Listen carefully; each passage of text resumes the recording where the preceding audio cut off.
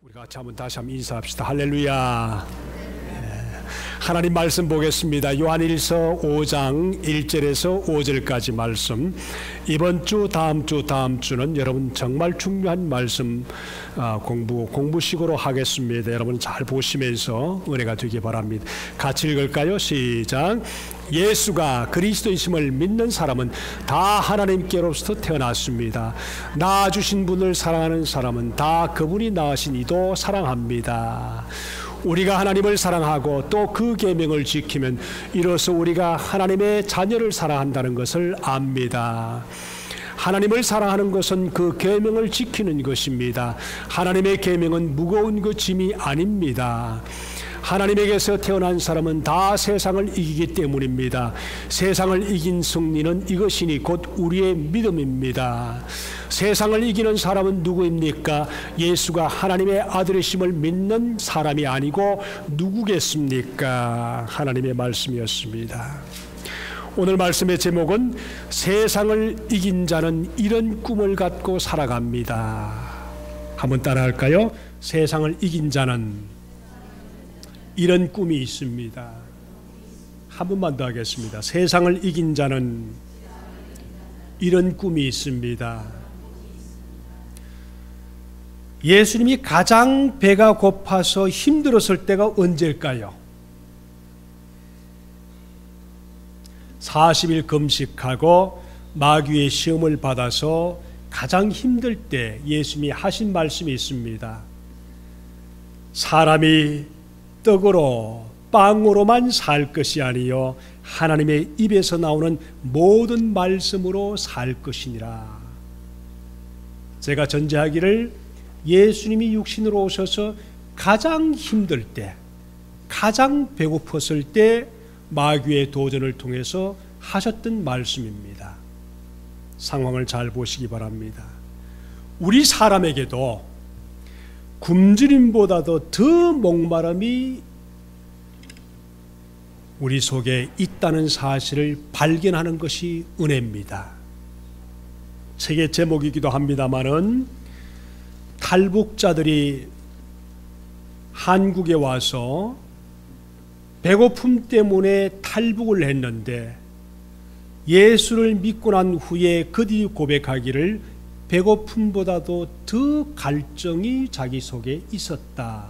그래서 모아놓은 간증의 책이 굶주림보다 더 목마름이 있다 하는 책이 있습니다. 영어로도 되어 있습니다. 제가 사서 우리 청년들에게 좀 영어로 된 것을 좀 나눠주고 싶습니다.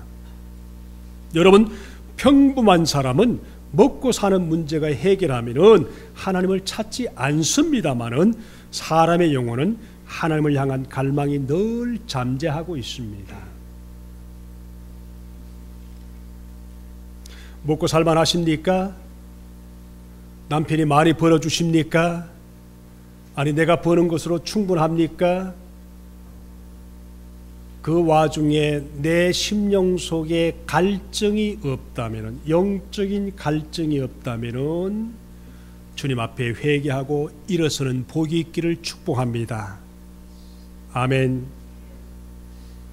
사람의 영혼은 하나님을 향한 갈증이 늘 잠재하고 있습니다. 그것 또한 사랑받고 싶은 갈증이고 누군가를 향해서 사랑하고 싶은 갈증입니다. 하나님은 우리에게 말씀을 통해 이렇게 말씀합니다. 우리 서로 사랑하자. 이 말이 결코 쉬운 말이 아닙니다. 보통 때는 쉬운 말로 가볍게 들립니다마는 그러나 내가 누군가의 아픔을 겪으면 사정이 달라집니다. 원수를 만나면 사정이 달라집니다. 미워하는 사람을 만나면 사정이 달라집니다. 우리 서로 사랑하자는 말은 굉장히 어려운 말입니다.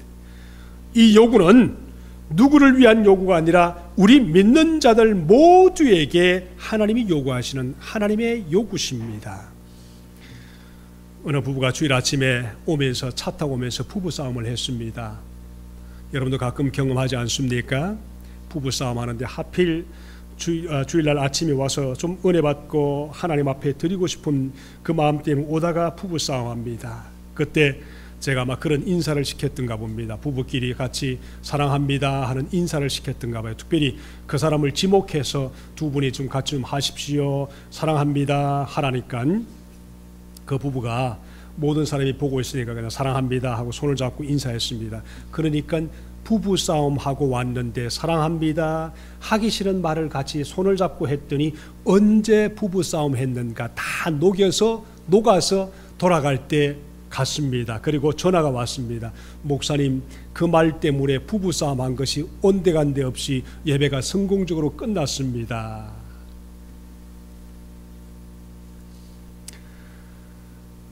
부부가 되기 전에 이성 간에도 서로 사랑하게 되면은 지난주에 말씀드린 것처럼 얼굴이 달라집니다. 그죠? 밝아집니다. 이유가 내가 누구를 사랑해서 달라질 것 같은 그런 마음도 있지만 사실은 사랑받아서 달라지지요. 누가 먼저 사랑을 시작했을까 중요하지 않습니다. 누군가가 반드시 동시에 우리 부부가 되든 또는 이성이 되든 관계없이 누군가가 동시에 만나는 순간 서로 같이 스파클이 일어나서 사랑하기 시작했다. 이것은 아마 거의 불가능한 이야기입니다. 성경 말씀 봐도 우리와 하나님 사이도 마찬가지입니다. 하나님이 먼저 우리를 사랑하셨다고 하나님이 우리의 사랑을 먼저 고백해 주셨습니다. 우리는 그것을 받아들였습니다. 이 사랑이 너무 큰 사랑이기 때문에 우리 영혼은 그것을 깊이 깨닫지 못하는 약점이 있습니다. 하나님이 먼저 우리를 사랑하셨습니다. 이걸 믿으십니까? 돌아와서 보니까 그런 것을 깨닫습니다. 어쨌든 사랑받고 있다. 이것은 내가 어떤 누군가에게 있는 모습 그대로, 죄된 모습 그대로 누군가에서 인정을 받고 신뢰받고 있기 때문에 이 사랑이라는 것이 사람을 변화시키는 것입니다. 내가 사랑하고 있다는 것도 내가 누군가의 그 인격과 그 사람의 모든 것을 있는 그대로 그냥 보는 순간에 사랑하면서 사랑의 대상을 발견하고 사랑하니까 내가 변화되는 것입니다. 신뢰해주고 인정해주고, 그러니까 서로 사랑하는 관계는 있는 그대로를 받아주고 있는 그대로를 또 사랑하게 되니까 삶이 변화되게 되는 것입니다. 여러분, 이게 무슨 말인가 하면은 사랑이란 자체는 상대를 바라보면서 조건을 따지지 않습니다. 만나는 그 순간에 아무 이유 없이 그냥 사랑하는 것입니다. 대상을 사랑하면서 그냥 좋아지시는 겁니다. 하나님이 우리를 그러셨습니다. 그러나 사랑은 우리가 아름다운 인생을 살아갈 수 있는 놀라운 에너지가 된다는 사실을 우리는 모르기 때문에 사랑에 대해서 별로 가볍게 생각합니다. 사랑은 우리 인생을 새롭게 살아갈 수 있는 힘과 에너지 공급을 허락하시는 것입니다. 이것이 하나님이 우리를 사랑하시는 이유입니다. 아멘인가요? 하나님은 사랑이십니다. 하나님이 사랑이시다 할 때 우리를 있는 그대로 아무 조건 없이 받아주셔서 인격적으로 대해주시고 인정해 주셨고, 우리를 어린아이처럼 사랑하셔서 우리를 받아주셨기 때문에 우리는 그것을 인정하고 받아들이면서 그때부터 우리 자신은 변화가 시작되었습니다. 사랑받으면 변화가 됩니다. 사랑하게 되면 변화가 됩니다. 그러나 하나님과 반대로 하는 것이 있습니다. 정죄하고 허물을 말하고 있는 그대로 받아주지 못하고 어느 순간이 되다 보니까 100% 있는 그대로 받아주지 못하고 흉허물을 발견합니다. 전략을 세워서 공격합니다. 논리를 정해서, 이론을 정해서 전략을 세워서 정죄합니다. 있는 그대로 사랑하지 못하게 합니다. 도와주려는 마음이 아니라 정죄하고 싶은 마음이 내 속에서 일어납니다. 100% 그때는 마귀가 하는 것입니다. 마귀가 우리의 이성을 동원해서 우리를 유혹하면서 정죄하기 시작합니다. 그래서 사랑하자 하는 것은 하나님 쪽이고, 정죄하자 하고 약점을 따지는 것은 100% 마귀 쪽입니다. 하나님 우리를 불러주신 이유가 뭡니까? 약점을 서로 간에 장점으로 하나님을 사랑하고 서로 볼 수 있도록 은혜를 주기 위해서 하나님은 우리가 약점이 있는데도 불구하고 우리를 불러주셨습니다. 하나님은 우리를 사랑하실 때 이렇게 주문하셨습니다. 너의 허물과 죄를 나에게 다오. 나는 너를 무조건 있는 그대로 너를 사랑해 주겠다. 그게 약속입니다. 대신에 내 사랑받아서 사랑의 대상으로 세상에 나가서 흉허물을 생각하지 말고 세상을 극복하며 살아갈 수 있는 에너지원이 나의 자녀가 되어달라 하는 것이 바로 하나님의 요구입니다. 오늘 1절과 3절의 말씀 보세요. 지금 요한은 우리에게 신앙 고백을 받고 싶어 하십니다. 요한을 통해서 하나님은 우리 인생이 주님 앞에서 신앙 고백을 받고 싶어 합니다. 그게 뭔가요? 첫 번째 뭔가 하면 1절 하나님에게서 태어난 사람이다 그랬습니다. 예수가 그리스도를 믿는 사람은 다 하나님에게서 태어났습니다. 누가 하나님의 자녀라고 그랬었습니까? 답이 뭡니까? 예수가 그리스도임을 믿는 사람은 다 하나님의 자녀가 된다고 그랬습니다. 자, 요한이 말하는 예수 그리스도, 이것을 부정하면은 구원이 없다고 그랬습니다. 예수가 누굽니까? 예수가 누굽니까? 그냥 사람의 이름입니다. 태어나면서 마태복음 2장 1절에 베들레헴에서 태어난 육신을 가진 예수, 나사렛에서 자라면서 마태복음 2장 23절에서 목수의 아들 예수, 인간적으로 오셔서 예수의 인성을 말할 때 소위 말하면 예수, 크리스토스. 그리스도는 누굽니까? 하나님의 아들로서 세상을 구원하기 위해서 오신 요한복음 3장 16절 하나님이 세상을 이처럼 사랑하사 독생자를 주셨으니 이는 누구든지 저를 믿는 자마다 멸망치 않고 영생을 얻게 하려 하심이니라. 그래서 그리스도 메시아로서 디비니티, 메시아로 오신 기름 부음 받은 자로서 구별된 오직 유일하신 한 하나님의 아들로서 세상에 오신 그리스도, 그분이 바로 소위 말하면 예수고 그리스도십니다. 이 두 가지를 부정하면 아무것도 안 된다고 그랬었습니다. 요한일서 4장 15절에 가보세요. 거기 보면 아들입니다 그렇습니다. 누구든지 예수를 하나님의 아들로 시인하면 하나님이 그 사람 안에 계셔서 그 사람은 하나님 안에 있다 그랬었습니다. 그러니까 예수 그리스도를 분명한 고백을 하지 않으면 하나님 안에 없다고 그랬습니다. 요한일서 4장 14절에 보세요. 그리스도라고 그랬었습니다. 예수를 구주로 보내신 것을 보았고 하면서 고백하는 순간에 예수 그리스도, 이 두 개를 동시에 우리 주님께서 고백하는 순간에 하나님 안에 우리가 그하고 주님께서 성령으로 우리 안에 계신다, 그래 고백했습니다. 또 하나 볼까요? 우리가 지금 사랑과 꿈을 이야기하고 있습니다. 또 하나 있습니다. 두 번째 고백이 뭔가 하면 요한일서에서 보면은 하나님께로 난 자가 아니면 구원을 받을 수가 없다 그러는데 2장 29절을 가보세요. 어떤 자가 하나님의 자녀인가? 첫 번째 우리 고백이 어떤 고백이 있어야 하나님의 자녀라고 그랬습니까? 하나님께 태어난 사람 누구라고 그랬습니까? 예수가 그리스도 있음을 믿는 자가 하나님의 자녀다. 2장 29절에 가보니까 의를 행하는 사람은 다 하나님의 자녀다 그랬습니다. 의를 행하는 사람, 의가 뭡니까? 여기서 말하는 의는 하나님을 사랑하고 형제를 사랑하는 의를 말합니다. 올바른 사랑의 행동을 말합니다. 2장 29절에 가보니까 의를 행하는 사람은 다 누구의 자녀라고 그랬습니까? 하나님의 자녀라고 그랬습니다. 4장 7절에도 가보세요. 형제를 사랑하는 자가 하나님께로부터 났다. 4장 7절에 가볼까요? 여러분 성경책을 한번 읽어보세요. 제가 읽어볼까요? 4장 7절. 사랑하는 여러분 서로 사랑합시다. 사랑은 하나님에게로서 난 것입니다. 사랑하는 사람은 다 하나님에게서 났고 하나님을 압니다.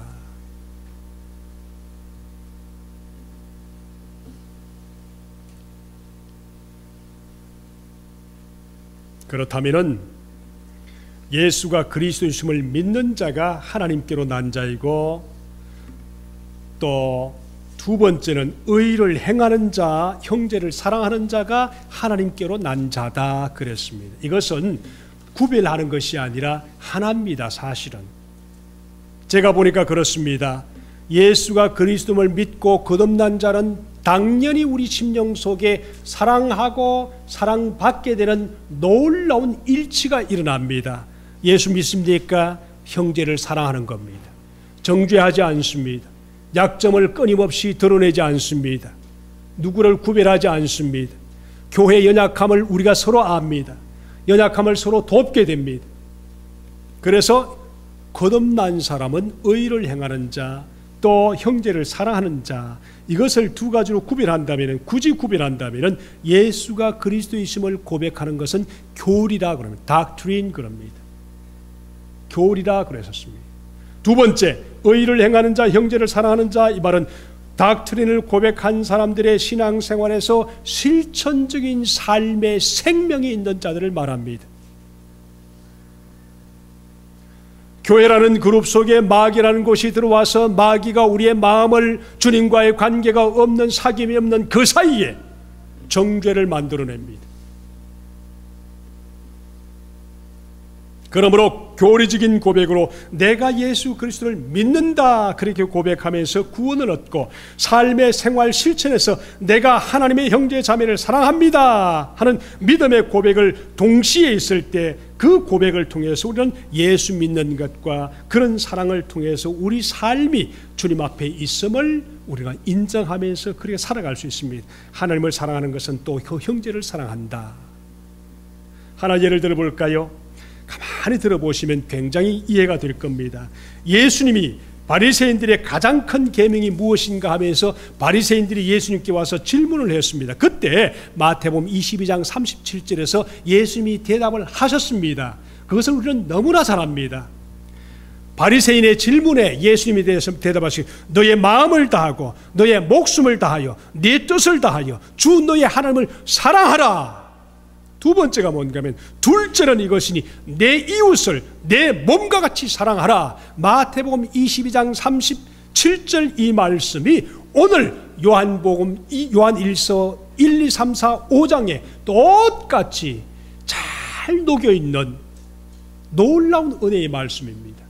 이걸 잘 보세요. 얼마나 귀중한지 모릅니다. 그래서 마태복음과 요한일서는 다르지 않습니다. 서로는 짝이 되는 겁니다. 여러분, 신앙생활하면서 내가 믿는다, 이 말이 무슨 말인지 아세요? 믿는다가 뭘까요? 믿는다 이 말은 내가 예수 그리스도의 소식을 듣고 알고 고백했다, 그런 뜻이 아니고, 예수 그리스도를 믿는다 이 말은 하나님과 계속 사귀면서 교제하고 살아간다, 이 말이 믿는 말입니다.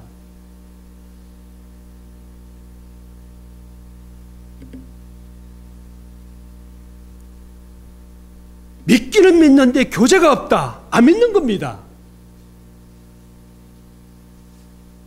왜 그런가 하면은 거듭난 사람은, 아니 태어난 사람은 양식을 먹을 수밖에 없습니다. 예수를 믿는 사람은 영의 양식으로 예수님과 함께 교제할 수밖에 없습니다. 아니면 갈증 때문에 못 견디거든요. 똑같은 겁니다. 육신이 배고프면 우리가 밥을 먹어야 되는 것처럼 영적으로 갈증을 느끼면 하나님과의 교제가 일어나야 됩니다. 사귐이 있어야 됩니다. 그 관계가 없다면 아직 안 믿는 겁니다. 내용은 알 수 있는지 모르지만 생명관계는 아니라는 것입니다. 아니 어떤 면에서는 99%는 믿는지 몰라도 100%는 아닌 것입니다. 이걸 잘 보시면서 정말 우리가 이 말씀을, 저를 또 여러분 스스로를 같이 보면서 내가 믿는 게 맞는가, 교제관계가 일어나는가, 한 번 믿어버리면 대충 살아도 된다, 그것이 아니거든요. 믿는 자에게는 마귀의 정죄가 사라지고 대신 하나님의 사랑이 성령을 통해서 하나님의 마음, 하나님의 꿈이 우리 속에서 현실이 되도록 살아가는 것이 바로 성령 하나님을 믿는 하나님의 백성들인데, 우린 이 믿음의 예를 요셉을 통해서 금방 알 수가 있습니다. 여러분, 요셉이 어땠습니까? 티네이지 때 요셉이 억울하게 형제들에게 죽임을 당할 뻔했습니다. 노예로 팔려갔습니다. 노예 시장에서 짐승처럼 흥정거리가 되었습니다. 애굽 사람의 집에 팔려갔습니다. 억울하게 당했습니다. 정말 얼마나 어려울까요? 이 정도면은 틀림없이 아마 우리들은 이런 고백을 합니다. 하나님이 살아계신다면 왜 나에게 이런 일이 일어나야 되는가? 하나님이 살아계시면 내가 미국에 온 것이 하나님의 뜻일진데 왜 아직 영주권도 안 되는가? 왜 아직 잡도 없는가? 왜 계속 만나는 사람마다 억울한 사람만 만나게 되는가? 근데 요셉은 그러지 않았습니다. 형제들에게 잡혀가고 감옥에 들어가고 억울하게 이게 잡혀가고, 사람이 제일 억울한 게 뭔지 아세요?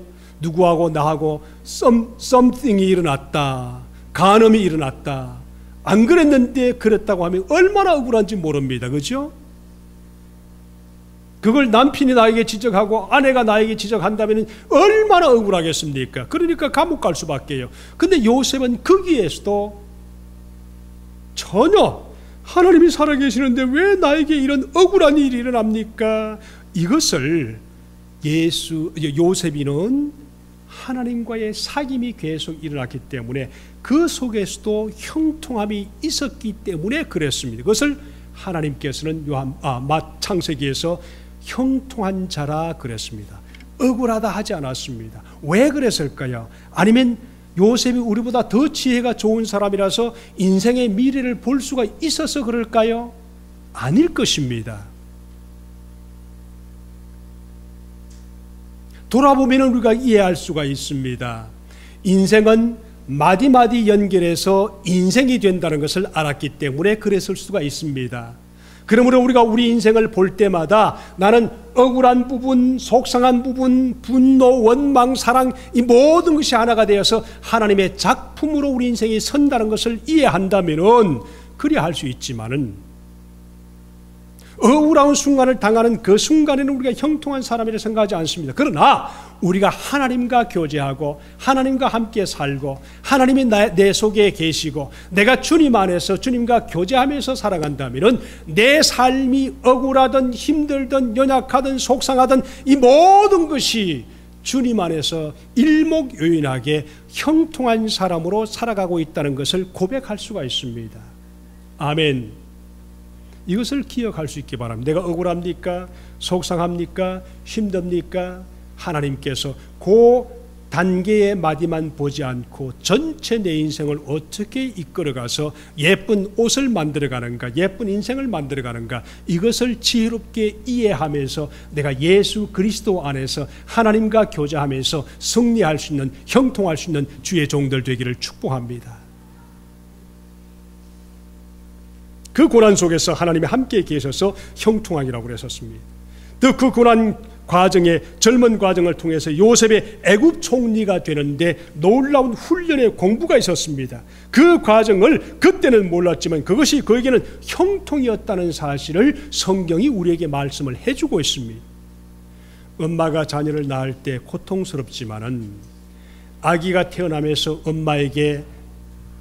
엄마는 아기에게 대한 참 사랑을 가지게 되는 그 행복을 맛보지 않습니까? 그렇죠? 똑같은 겁니다. 얼마나 고통스럽습니까? 잘 모르긴 해도 아기를 낳을 때 그 고통이 앞으로 아기를 낳아서 상대를 보면서 사랑하게 되는 그 놀라운 사랑에 비하면은 순간적으로 당하는 그 뭐라고 합니까? 하여튼 그 고통은, 출산의 고통은 비교가 안 된다는 것을 우리는 기억할 수 있을 때 아기를 낳을 수가 있지 않습니까? 똑같은 것입니다. 어느 목사님이 사역을 하는 중에 딸을 미국에 홀로 유학을 보내놓고 헤어지면서 그렇게 울었다고 합니다. 좀 그럴 것 같아요. 그러다가 기도하는 중에 주님이 딸을 나에게 맡겨라 그러더래요. 그게 뭐 쉬운 말 같지만은 그냥 두고 오는 사람에게는 굉장히 어렵지요. 그때 깨달은 것이 있답니다. 우리 딸들이 형통한 인생이 되기 위해서 주님과 동행하는 연습을 하나님이 하게 하시는구나. 여러분, 예수님이 생명줄이지 부모가 생명줄이 아닙니다. 결국 예수님을 붙들어야 우리가 주님 앞에서 형통할 수 있습니다. 그러면 진짜 그리스도인은 누군가? 진짜 인생은 누구와 함께 사는 인생인가? 주님이 함께 하시는 사람이 형통한 사람이고 주님과 함께 살아가는 귀한 영혼이 진짜 인생인 것을 믿으십시다. 이거 성경이 우리에게 말씀하십니다. 그렇다면 주님이 함께 하시는 성도가 어떤 성도인가요? 하나님의 자녀를 서로 사랑하는 것을 사명으로 여기고 그것을 통해서 증명이 될 때 하나님의 놀라운 은혜와 사랑이 있다는 것입니다. 2절의 말씀 보니까 그렇게 말합니다. 그의 계명을 지키는 자 그랬습니다. 우리가 하나님을 사랑하고 또 그의 계명을 지키면 이로써 우리가 하나님의 자녀를 사랑하는 것을 압니다 그랬습니다. 하나님은 사랑하는데 형제자매를 사랑하지 못한다, 이 문제가 있는 거지요. 성경은 그렇게 말하지 않습니다.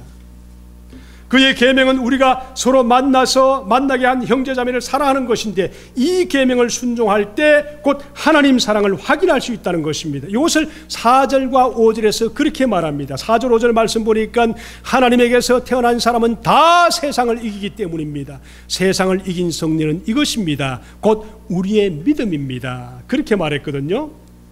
말씀 보니까 참 사랑이 세상을 이기게 된다 그랬습니다. 하나님의 자녀는 세상을 이긴다 그러는데, 그 세상을 이긴다는 것은 하나님을 참 사랑한다, 형제자매를 참으로 위한다, 그런 뜻이거든요.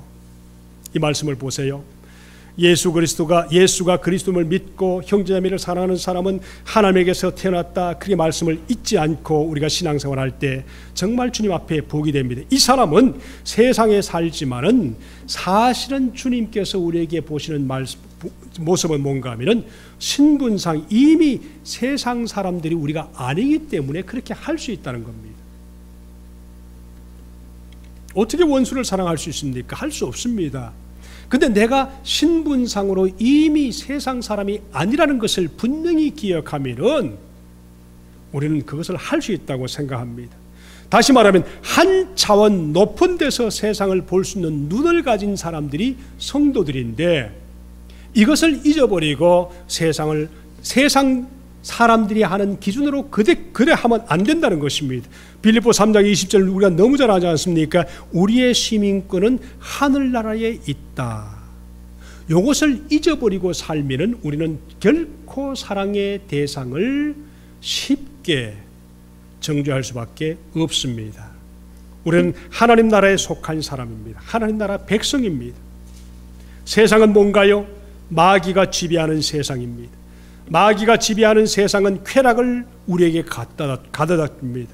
가난하게 합니다. 억울하게 합니다. 분노하게 만듭니다. 결국은 죽이고 멸망시켜서 결국은 그 결과가 지옥에 들어가게 하는 것이 바로 세상입니다. 에베소 2장 1절의 말씀 보세요. 공중의 권세 잡은 마귀다 그랬거든요. 사람들은 이 영적인 사실을 너무나 모릅니다. 그래서 세상에서만 승리하려고 하지 하나님 앞에서 승리하려고 하지 않습니다.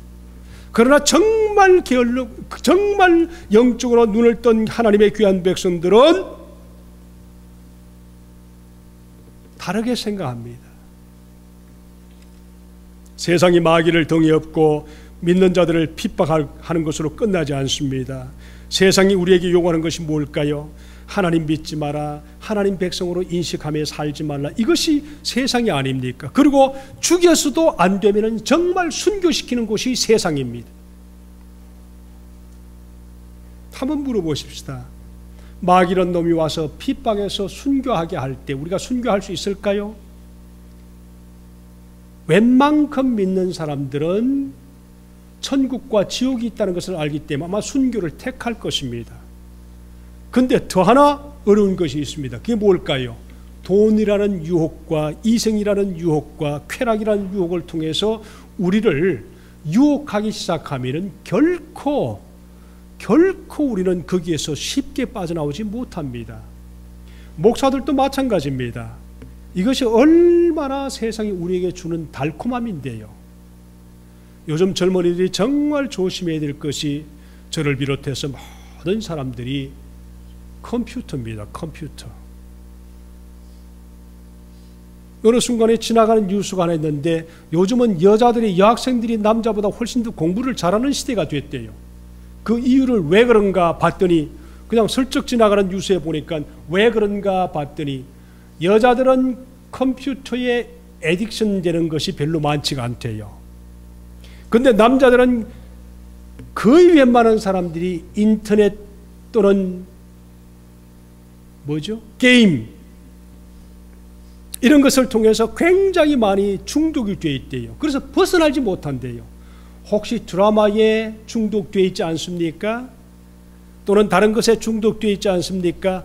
끊어낼 수 있는 믿음이 여러분 심령 속에 있기를 축복합니다. 아멘. 저는 드라마를 한 개도 안 봅니다. 끊었습니다. 왜냐하면 제가 책을 많이 보다 보니까 드라마 제목 보고 누가 나온다 딱 보니까 아, 이렇게 전개되겠구나 금방 알아요. 왜냐하면 책을 국민학교 때부터 계속 보아오니까 아, 이 사람의 머리라는 이 작품이라는 것이 한계가 있어요. 똑같은 작품을 바꾸어서 우리에게 전하는 것뿐이기 때문에 뻔합니다. 단지 그 캐릭터만 바꿀 뿐입니다. 그래서 아, 이게 시대의 흐름을 이렇게 읽어가려고 애를 쓰는구나 그거 보면 알기 때문에 여러분 드라마에 빠지지 마십시오. 단지 뭐 정보 같은 것은 필요할지 모르겠지만은 여러분 그렇게 사십시오. 하나님의 놀라운 드라마에 빠지기를 축복합니다. 내 인생을 시간을 하나님과 교제하는 데 투자하시기를 주님의 이름으로 축복합니다. 그렇습니다. 믿음이 뭔가 하면 우리가 예수님 안에 있게 하는 것이 믿음입니다. 우리가 믿는 순간부터 우리는 예수님 안에 있습니다. 그리고 예수님과 함께 사귀면서 성령으로 인도받게 되어 있습니다. 그리고 하나님 나라의 꿈을 꾸게 됩니다. 기억하십시오. 요한일서 4장 4절 자녀들아 너희는 하나님께 속하였고 또 그들을 이겼나니 이는 너희 안에 계시니가 세상에 있는 자보다 크심이라 그랬거든요. 자, 예수님이 이런 고백을 하셨습니다. 요한복음 6장 33절에서 예수께서 말씀하신 것처럼 예수님이 세상을 이기신 것처럼 내가 세상을 이겨야 된다 그 말씀하시면서 이것을 너희에게 이르는 것은 너희로 내 안에서 평안을 누리게 하려 함이라 세상에서 너희가 환난을 당하나 담대하라 내가 세상을 이겼노라 그랬었습니다. 제가 정말 테스트를 가끔 해보는데요, 정말 세상이 우리에게 주는 어떤 좋은 쾌락 같은 것이 나를 더 기쁘게 할까? 성경을 보고 주님 앞에서 교제하는 것이 나의 삶을 더 기쁘게 할까? 비교가 안 돼요. 유혹은 드라마가 더 강합니다. 근데 결과는 훨씬 더 그것이 씁쓸하고 씁니다. 왜 그걸 자꾸만 택하려고 하십니까? 영적인 데 투자하십시오. 혹시 남자들 중에서 게임에 빠져 있으면 주님 이름으로 성령께서 끊으시기를 축복합니다. 정말 필요합니다. 어느 분이 예수를 믿으면서 이런 꿈을 꾸기 시작했습니다. 바로 그것이 뭔가 하면 사랑에 대한 꿈이신데 이 사랑에 대한 꿈은 다른 것이 아니라 비전이었습니다. 아마 이 말씀을 들어보면 여러분 참 이게 이해가 될 말씀인데요, 여러분 왜 공부 많이 해야 됩니까? 왜 돈 많이 벌어야 됩니까? 왜 부자가 되어야 됩니까? 왜 여러분은 더 건강하게 살아야 됩니까?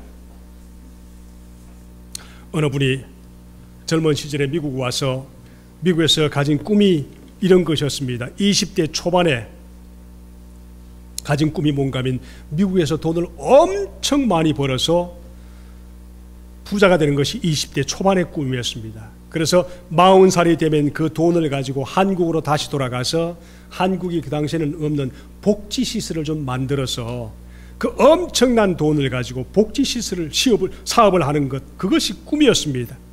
그런데 한참 사업을 하면서 돈을 벌기 시작하면서 미친 듯이 돈을 벌면서 한참 벌고 있는 찰나에 하나님이 자기 인생의 계획을 바꾸는 것을 느꼈답니다. 물론 믿는 사람입니다. 하나님의 계획은 미친 듯이 돈을 버는 것이 아니라 미친 듯이 목회하는 것이다. 그 생각이 들더래요. 그래서 하나님의 뜻에 순종하면서 한국 가서 교회를 섬기고 제자 훈련 받으면서 교회를 돌보는 일을 시작했습니다.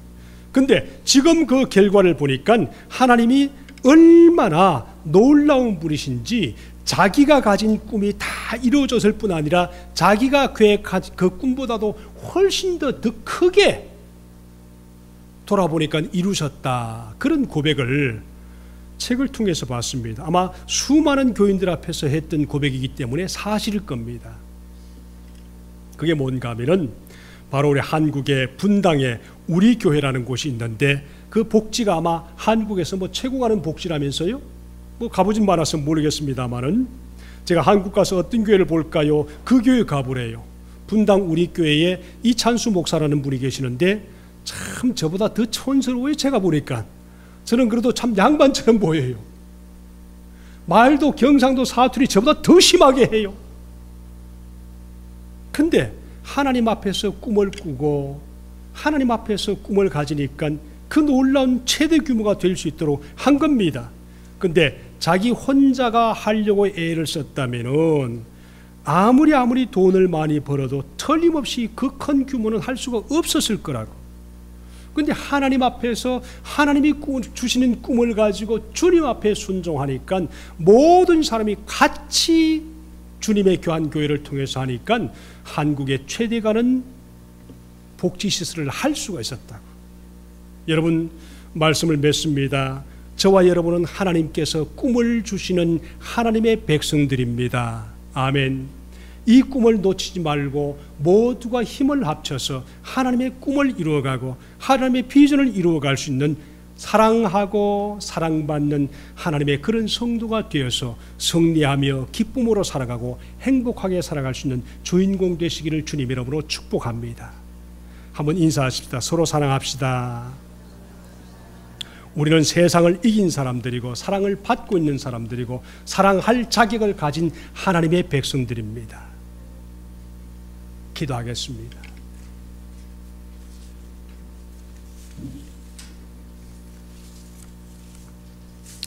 세상을 이긴 하나님의 백성들은 꿈이 있습니다.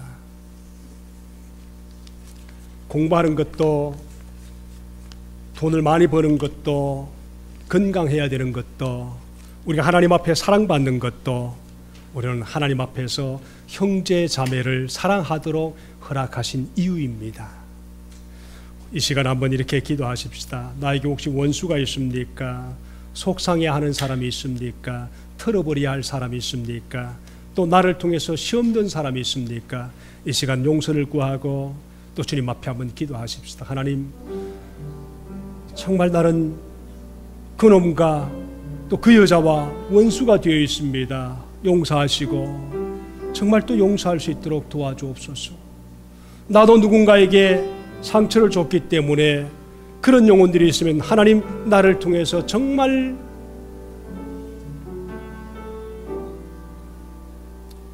용서받을 수 있는 하나님의 종들 되게 도와주옵소서. 없는 사람이 없을 겁니다. 털어버리시길 바랍니다. 그래서 새로운 출발을 할 수 있길 바랍니다.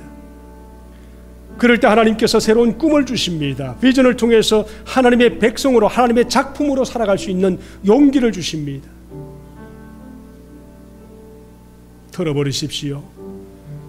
회개할 수 있는 기회를 가지십시오. 우리 같이 동성으로 기도하겠습니다. 아버지 하나님,